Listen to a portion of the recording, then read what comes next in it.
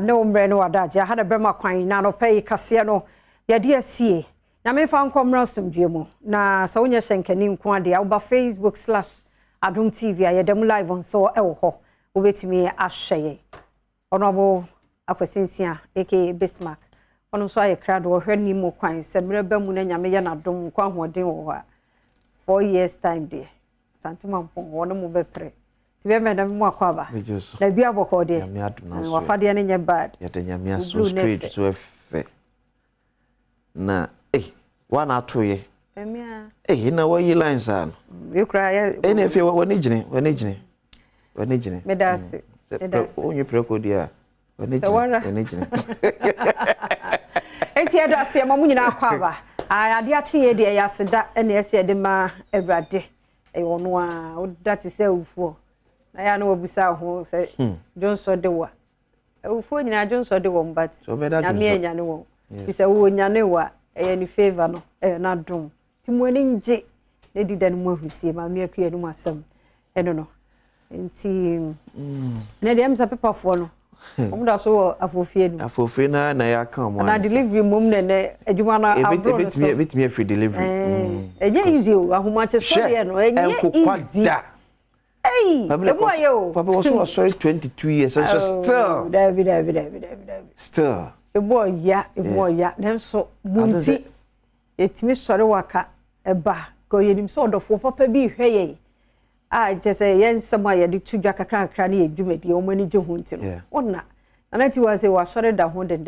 yenti no wa sore ti ama ya semwa ti peribi ka doctor was say o mom so how much ne o so make sure say o check up ne be yen ten because of alarm na ye de sore me fa alarm bia many 1000 kra me watch alarm there me esa ma o yem show but say many to him me say abose no ma hwe say abose na fe masaya calculation say ko but many to trade me hampa because that time no ena be na me koda uye wa so be sa da kakra bi aso so a kwese enu kwa de mampo na be we na dan utipa yi asa wo ho basa ba nyame no awoni bi oye sa ene sa be koso so ayi sa asa muso sore anopa nso be kan ho ese mo hwe Adom TV bedwem nyame nhira mo nyina be a wo bia yeda mo ase de enti ene yemfa no fo de yi hyase ni enti ahu hia so ba bia wo a obey exclusive for 6 months for 6 months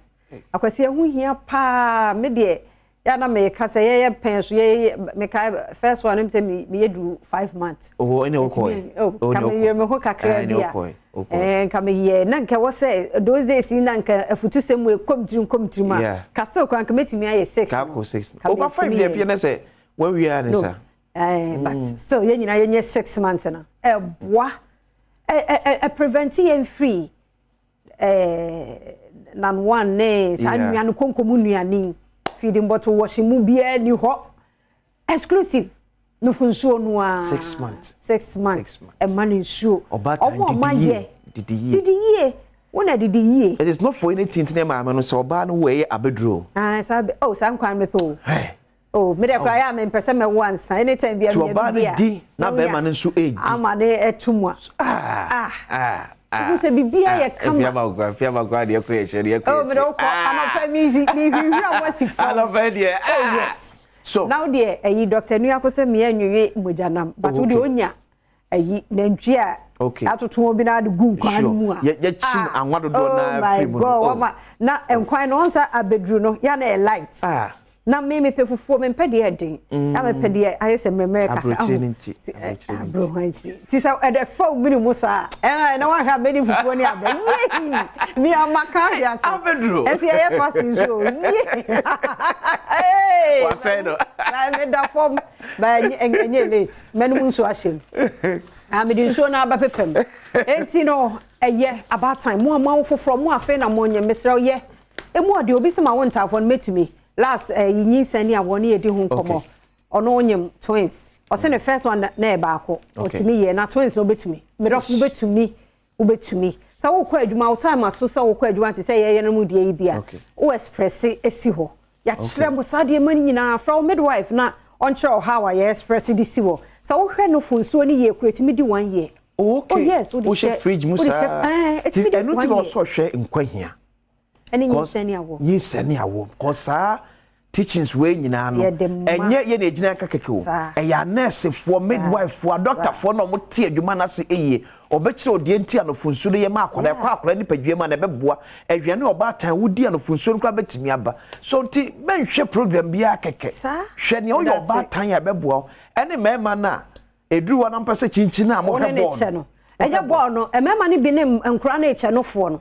Eno aba ko ameteye ni kunu se ade na yana nta wo de wo edu 6 months pepepa metwa no fo 1 year pepepa metwa no fo medofo no fo wanu and I feel when you're 2 years fine it's okay nkwabu akwa mu school basa benum ayi na atwa ba adwamoti nti akwa no school ba benum no fo am say akwa we na no fo na no no baby no doctor no ko we na boys na nya issue ye ni mu benya da at least exclusive 6 months dey jama akwa no num 1 year jai because I watch ni nso ni begu anu amfanya hwe fa so bia ma bapu agu ni obenum no wo ho dia kura na ohia ma ne no mai na so kwa mo ho wanwan yesen hwehwe animu ade we use akura wo man spare 1 year be the ayade and so for che other parts no wo ho betimi enjoy you understand without mo ye tu ayi hwehwe na ma me nkasa bebre na mo release nkura no mo nom ebie wo ma dwunim yi wo mo free nyarewa ahodo mo we de esrem ye kunu nom ya honko ade spare na use other organs no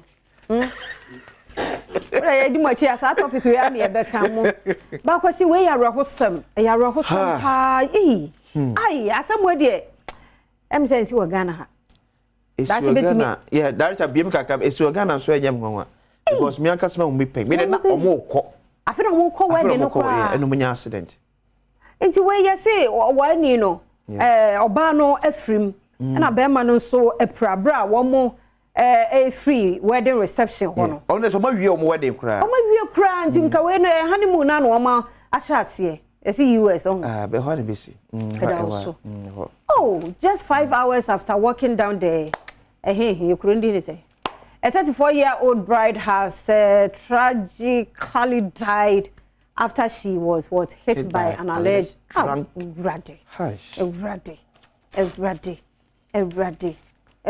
US now all cause top speed. Now what they say more especially but baby and nipa nam no. Yes, because free wedding reception I say but there it tells you the kind of area because on your wedding reception or highway.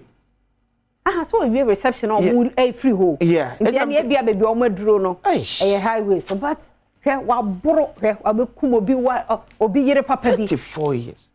Ti afina baby ko worry for na no bi su ja 1 year. Say na mo resa mo sa se mo ko say ya ka ho asem ada na say ewu bemu a oba timi tena ye say oba ye kuna 1 year mema de em say be 3 months 6 months na mate atija e dia aware ye ma dia wane kan ye ware ma ye ware be ma dia ade no ye ware oba ye ware me sa de we me ne mo nya adwo on ti ase wane kan wo de wo ke fi mo anyina be bia madumi say ni afina over fina over na sa wo ni me de na me ni mo me ne ho anani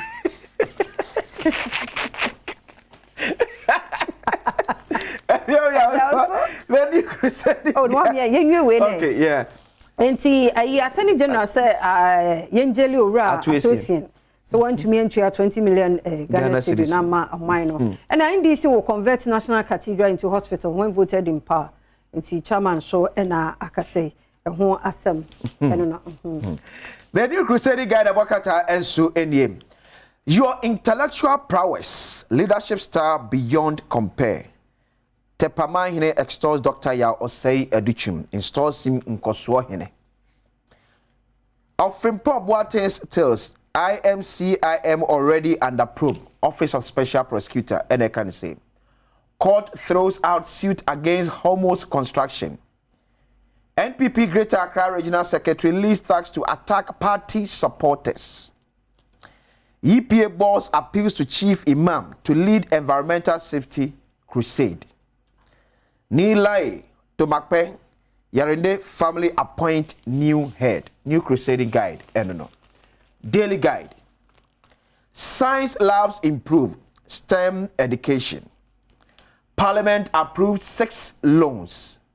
Send a 2 Asian to prison. Attorney General can say. Nana Outdoors Care Assembly Plant in Ghana. Lassa fever outbreak over. Ghana Health Service. Ghana, Japan to deepen cooperation. Comes with a picture of Asante Mampong MP. Your sire, Deputy Minister for Foreign Affairs. Koku Amprechum Sapon. Ya ne papa nimpong edafom. Daily Guide, Dubai. Ghanaian Times. Ghana to become automobile hub of West Africa. President predicts. No lease permit granted to small-scale mining companies to operate in any forest reserve. Forestry Commission CEO. Galamsey fight. Attorney General prosecute 119 criminal cases nationwide. 727 persons involved since January 2021. Office of the Special Prosecutor investigate Professor Frimpong Boateng Galamsey report. Ghanaian Times. I don't know.